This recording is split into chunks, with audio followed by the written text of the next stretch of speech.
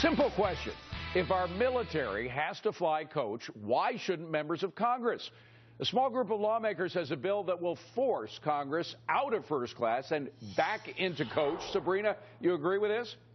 I absolutely do. Look, things have changed. In the early republic, lawmakers who were obsessed with their distinction were frowned upon and mocked by their peers. Clearly, something has changed. Now we have lawmakers who are looking to opt out of Obamacare, who are driven around. They've turned into little kings. We absolutely need to rein them in. Bill, don't we need a law to stop these guys? Many of them are rich from flying first class. I don't like to see my tax money wasted either. But do we really want to clutter up our lives with more laws, regulations, statutes, and rules?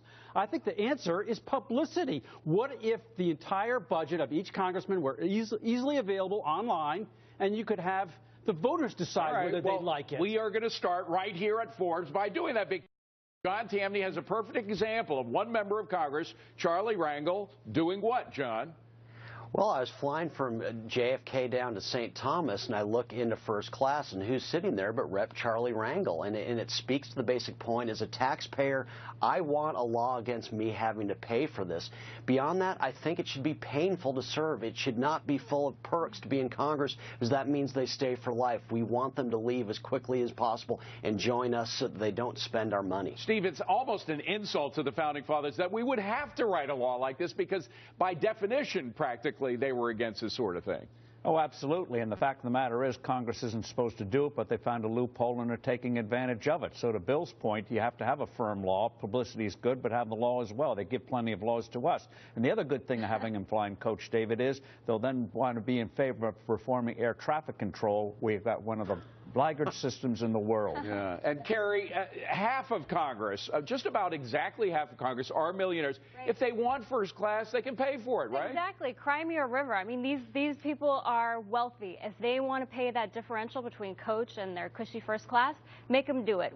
We're all about welfare reform and means testing. Let's make flying first class means tested. And Sabrina, I know it doesn't, in the grand scheme of things, it doesn't add up to billions of dollars, but again, people's trust in government is at a minimum right now. Most people don't trust government. It's just a matter of degree about how much they do.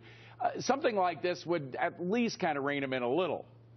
Well, absolutely, and it suggests to the American people that they don't take their jobs so lightly that they could just, be wasteful. And I should say that there are some good representatives out there. I sat on a plane with Representative Collins from Maine, and she was sitting in coach with me. So, Bill, did we convince you? Did we talk you into this? No more statutes. Please save me from the lawyers. Well, it's true. John Tamny, it is true. We got enough laws as it is, right? This is something that maybe we just shame them the way you did with Charlie Rangel. Bill has an excellent point about more laws, but this is something where if they're actually spending our money, I want a law against them spending our money so that they can live well. No thanks. And Steve, I don't know if you can shame these guys. There's enough Charlie evidence. Rangel's beyond shame, and so are a lot of the, and Harry Reid as well. Ain't going to work. All right. Coming up, a new report out saying more in the middle class can